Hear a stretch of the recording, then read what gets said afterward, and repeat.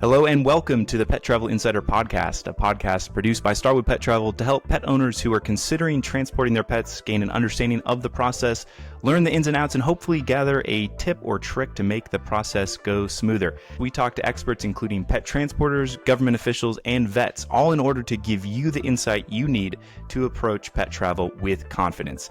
I'm your host, Adam Melton. I'm the VP of Strategic Initiatives here at Starwood Pet Travel, and I've been in the pet travel industry for nearly a decade. And today I am joined also by one of Starwood's own, Ryan Bole. Ryan is Starwood's Director of Customer Experience, and she oversees day-to-day the team of pet travel coordinators that work with our clients who the pet travel coordinator is responsible for managing the client's move.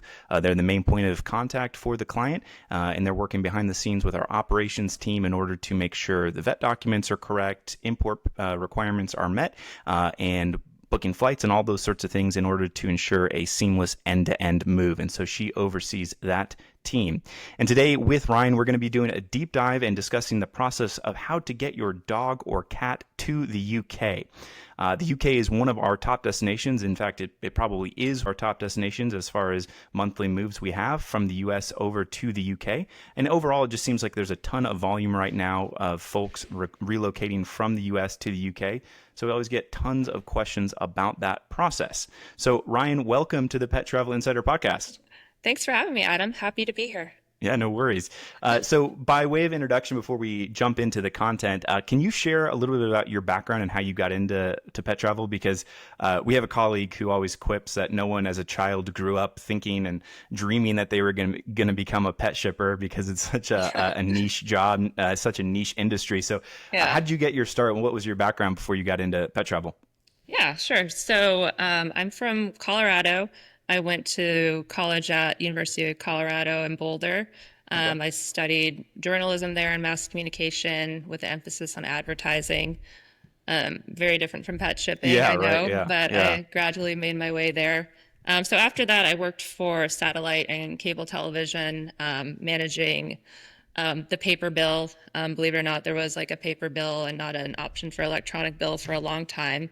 Okay. So I would go to the printers in Omaha, Nebraska, do quality checks every month, and just manage all the advertising in that. Okay. That got a little old, so I moved over to Whole Foods Market where I did marketing, and I hosted healthy eating dinners, and I just kind of did everything there because everyone works as a big team and helps everyone out. Okay. And moved into property management for a short amount of time, worked in dietetics at a hospital in Denver, and then I moved. The job before Starwood is I worked at a co-working space. I'm not a big corporate one, but one from the ground up. We opened about 3 locations while I was there, and I was their culinary director. And everyone loved me because I hosted a happy hour every afternoon, and I gave them all the snacks and sparkling waters they wanted. Okay. And then me and my husband decided to move to Southwest Florida because we were getting married there. And I was having a really hard time finding something in my line of work that wasn't strictly hospitality. So I found the ad for the travel coordinator with Starwood, and I love pets. I have 4 dogs, so I love logistics. I thought it couldn't be better, and been here ever since for 8 years. Okay, 8 years. Okay, I was going to ask. Yeah. Okay, yeah. 8 years. Well, yeah.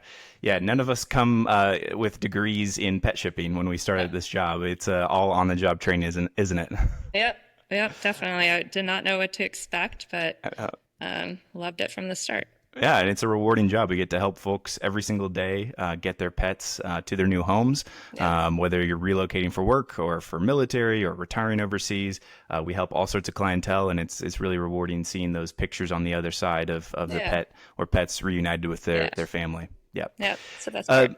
So, okay, let's dive into today's topic, which again, we're going to be talking about how to get your pet from the US to the UK. If you're listening to this and you're located somewhere else, but you're headed to the UK, just keep in mind that the rules for you might be a little bit different.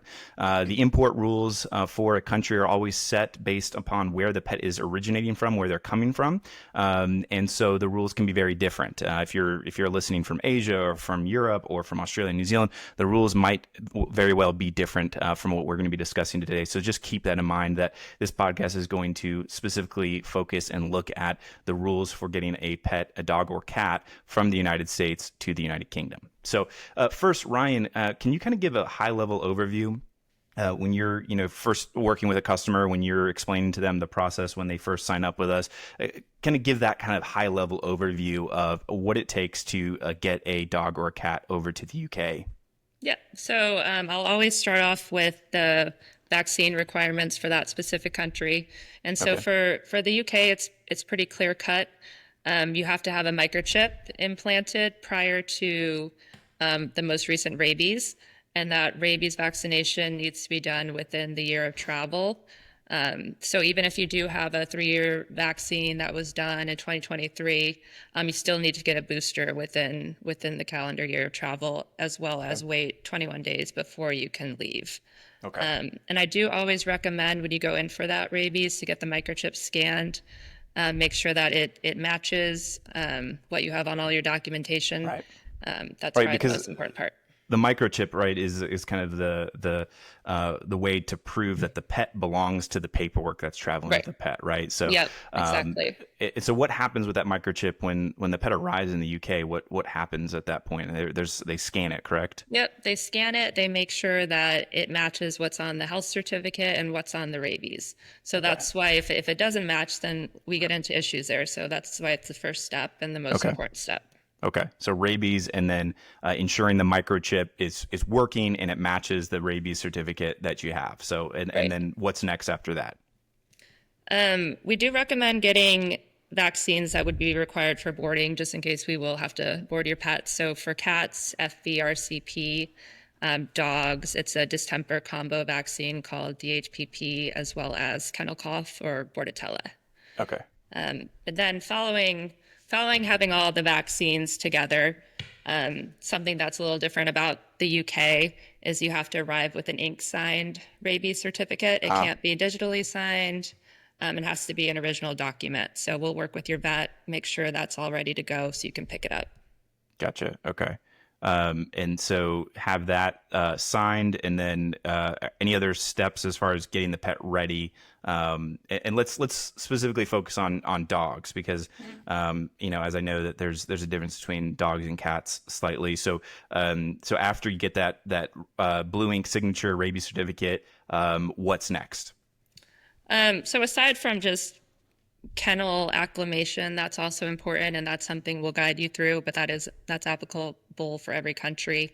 Hmm. We'll work with you on timing, Okay. because then the next step would be for us to book the flights and for you to book your health certificate appointment with a USDA accredited vet. Okay. There's two different types of certificates based on when the owner is traveling. Okay. If the pet owner is traveling within 5 days before or after their pet, the health certificate's valid for 10 days. Okay. If not, you need to go to the vet within 48 hours of travel. Oh. So we get into the details with you on that and walk you through everything. Uh-huh. The difference between a dog and a cat is a dog needs to have a tapeworm treatment Okay. done within 5 days of arrival. So yeah, we'll work with you on the timing of that, but it's basically two appointments. So a health certificate exam where they will do a full physical exam, check ears, eyes, respiratory. They'll do a temperature, and then they will scan the microchip there too, just so we can catch anything Okay. prior to departure. Uh-huh. But yeah, cats do not need the dewormer. Okay, so that's the main difference between dogs and cats because the commercial and non-commercial, which we can dive into a little bit deeper later, that's the same for dogs and cats. The main difference is just that tapeworm treatment, right? Yep, exactly. Yeah. Okay, gotcha. So okay, so we've talked about dogs and cats, kind of high level process to get the pet ready. What are some of the sometimes mistakes or problems that you run into when you're kind of looking over the vet work and figuring out that timeline? What are some common issues that arise with whether that be the rabies or health certificate, tapeworm, any of those things you've mentioned? There's some common things that come up. Yeah. So the tapeworm, that timing can be a little difficult, like if we're not all on the same page. So essentially, the USDA will endorse the health certificate with a raised seal. They'll send it back via FedEx to either the owner or the vet office. And then that the tapeworm treatment needs to be listed on the endorsed health certificate. Okay. So, timing issues, if FedEx is running late, if the endorsement doesn't come back in time, we have to rework everything. So that's why it's helpful to have someone like Starwood guiding you through the process and making sure things are done on the correct schedule.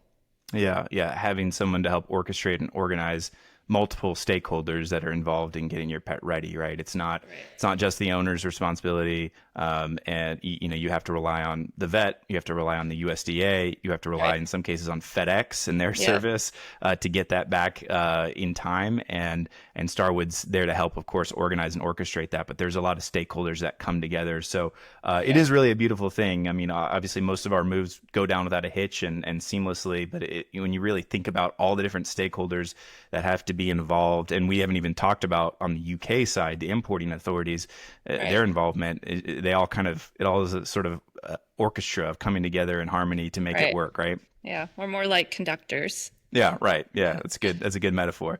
Yeah. Okay, so one common question we see that comes up, and you didn't mention this in the rules, so speak to this. But I see a lot of searches about quarantine. Will my dog need to be quarantined when it arrives in the UK? What are the quarantine rules? Is there a quarantine period applicable to my pet arriving into the UK? So is that the case? Nope, there is no quarantine in the UK. I know they used to have that many moons ago. But Yeah. the only time a pet would have to quarantine would be if they get there and either their microchip has fallen out or it's not scanning or the number doesn't match what's on the rabies. Okay. At that point, they cannot connect the rabies to that animal and they can't correctly Okay. ID it. So a new microchip would need to be done and then a rabies vaccination, and then they do need to stay in quarantine for 21 days. Okay. So that's obviously an edge case. I don't know of any of our clients that have had to go through that process. And part of that is because we do emphasize the importance of checking that microchip works, as you said before, right? That the microchip works and matches the documents that are traveling with the pet, right? Right, exactly. Okay. So that's really the only chance that a pet would have to quarantine. As you said, the quarantine rules are no longer applicable for the UK, even though they were years and years ago. So everyone should, have a sigh of relief there that that's not Yeah. required. Can't say the same for some of our other destinations, like No. Australia, that do have quarantine requirements. But for the UK, no quarantine, so long as that microchip works and matches, Right. which, if you work with Starwood, we definitely help you ensure that is going to be the case. Okay, cool. So no quarantine. You've given us a high level overview of the process. Can you kind of walk us through and talk through the logistics and the timing of what happens when the pet arrives in the UK? Can maybe start by saying can a pet arrive at any UK airport, or are there certain designated ports that the pet has to arrive at? Yeah, so there are certain airports. I can rattle them off if you'd like. There's Sure. not Yeah, that let's do many. it. Yeah. Okay, so there's Edinburgh and Okay. Glasgow in Scotland, Okay. and then we have Heathrow, Manchester, um, And oh, Gatwick, right? Gatwick, yeah. Gatwick. Yes. And Okay. so there should Okay. be all of them. Okay. But yeah, when a pet arrives, the next step is to get them into one of the facilities that holds them and houses them while customs is cleared. Okay. So luckily, in most UK ports, they are brought into their own like kennel run, so they are out of their crates, able to go potty, eat, drink, the whole 9 yards. So that's really nice because a lot of countries they don't have such facilities. Right. And then customs, it depends on how busy they are. It'll typically take between 3 to 5 hours. And then if you're going to pick up the pet, you'll just come to the facility, pick up. Otherwise, we'll be delivering. So it's pretty smooth on the other end. Gotcha. Okay. And so in total, the process from the time that the flight lands to when you can pick your pet up, how long does that typically take? Like I said, it is very different day to day, depending on how busy the government customs agent is. But on average, I would say 4 hours. Okay, 4 hours. And it probably depends too on which port they're going into, Yeah. Heathrow versus Manchester versus Right. Edinburgh. Okay. Right. The All smaller right. ports would be a little quicker. Gotcha. Okay. So pet has to arrive at one of those specific ports where there is a animal reception center, as it's called, right? It's a border control post that the UK government manages, and then they oversee that import process, which can take roughly 4 hours. You said, right? Gotcha. Okay. All right. Perfect. So no quarantine. They're released same day, so long as there's no microchip issues, as we mentioned. Okay. So another question we often get, and that's searched for often in regards to getting their pet, for someone getting their pet from the US to the UK, is about pet passports. We see lots of questions about whether a pet passport is required. What is a pet passport? So again, I didn't hear you mention anything like that in the overall process. So what's that about? Do you know anything about that? So the EU does authorize pet passports for travel within the EU and the UK. So it makes things a bit easier to travel with your pet while you're abroad. But Okay. coming from the US, the UK or the EU, they don't really recognize pet passports in lieu Okay. of a health certificate. So you Okay. can still verify a microchip and a rabies done within a pet passport as long as Hmm. it's done by a vet abroad in the Okay. whatever country you're in. Uh-huh. Um, but you cannot use it to travel with like as a passport as you would in the EU.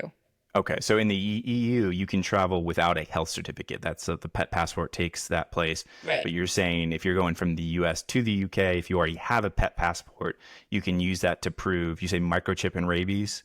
Yeah, because Okay, the microchip will be listed in there as well as the okay, implant date, so that's helpful. okay. And then the vaccines are just in a pamphlet. Gotcha. Okay, so but it does not take the place of one of the health certificates, which is then endorsed by the USDA. Correct. Yeah, you Okay, can't skip so that step. gotcha. And so for most people moving from the US to the UK, unless they're former, they were formerly in the EU or UK, probably not going to have a pet passport anyway. And Right. so really it's just not applicable. Right. For Yep. US born pets, it's not something that is required at all. Correct. We would prove rabies and microchip by other means through getting that rabies certificate. And then of course the health certificate. Okay. Yep. Exactly. Gotcha. Okay, so good. We've talked about the pet passport, which often comes up, and you mentioned the pet passport. In some instances, over in the EU, can take the place of that health certificate, but here in the US, have to have that health certificate. Let's dive into and talk specifically about that health certificate. You mentioned at the beginning there's some timing on when that has to be done. Can you give us an overview again of the timing of that health certificate? Yeah, so our recommendation, and this is assuming if an owner is traveling within that 5 days on a non-commercial certificate, Okay. is that the pet goes into the vet about 7 to 8 days before travel. Okay. The USDA typically takes 3 to 5 business days to process the endorsement, and so that's our reasoning there. I will say you can go in within 30 days of travel for the vet appointment. We don't often recommend that because it's not giving an accurate description of what the state your Right. animal's in at the vet appointment. Right. And it's important that the microchip's scanned as close to departure really as possible because that's, as we talked about, Right. that's important. Okay. And yeah, again, with the commercial certificates, that's done within 48 hours of travel. So that's typically on a certain time frame. So the vet appointment would be Monday, fly out on Wednesday is usually what we'd recommend for that. Okay. And you said at that appointment, what exactly is the vet doing? What's the process? What are they expected to do that health certificate? Yeah, so we do send them very thorough instructions, but more from a technical perspective about the endorsement Right. and scanning the microchip.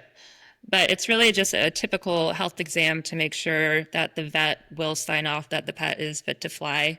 Okay. We haven't had many cases where they go into the vet and they're not. If Right. it's anything, it's unusual, like respiratory issues.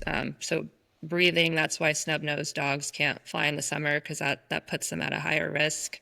Hmm. They're checking the eyes, ears. Like I said, they have to take the temperature, Okay. feeling around for any unusual or concerning bumps. Okay. But yeah, really, it's just a general health check as if Okay. to make sure that they can travel. Okay. And then, so they do that exam, they sign the health certificate, which if you work with Starwood, we typically pre-fill that health certificate with all the pertinent details so that the vet can pretty much do the minimum, right? We ensure that everything is filled out correctly. Right. We give it to the client, who gives it to the vet, and then the vet can basically just sign off on it, right? They sign and date it, and then what happens from there? Yeah, so the purpose of us pre-filling it out is because we do get it approved from the destination country ahead of time. Okay. So we know there's no issues, and we really want the vet to focus on doing a thorough exam and not worry about the paperwork because that's already handled. Right. Okay. So from there, the vet needs to upload the documents electronically through a system called VHIX on the USDA website, Okay. and then the USDA has it in their queue to review. If your vet works with us directly and uses our USDA tracking, we help support your vet by letting them know, hey, this was returned because a date was forgotten. Okay. So that's another benefit. They're busy doing surgeries, going in and out, but we're there tracking that document.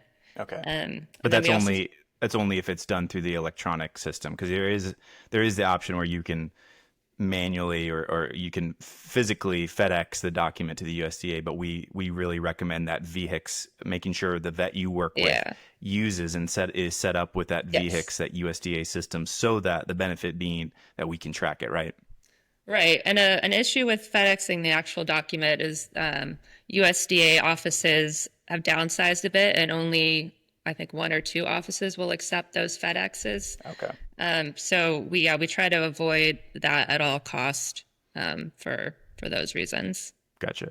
And if that's so the VHIX being an important thing, not presumably not all vets are set up with that, especially if they're not doing a lot of export health certificates. But is that a process that is pretty straightforward for a vet to sign up for? Yeah, so it's important, and I don't know if I mentioned this, but your vet is USDA accredited. That allows them to do a health certificate and work Okay. with our Department of Agriculture. It is straightforward if your vet wasn't signed up and we had to walk them through that. We have a vet team that can easily do that. Gotcha. Okay. So we submit that, or the vet submits it through this VHIC system to the USDA, goes into their queue. And you mentioned kind of some of the downsizing that has happened. Is that queue, that response time of endorsement, is that slowed at all? Or what do you generally recommend as kind of the typical lead time for that? Yeah, so it has slowed a little bit, but I've noticed since we list the departure date, that's how they prioritize things. So again, for a commercial move, that's going to be at the top of their priority list.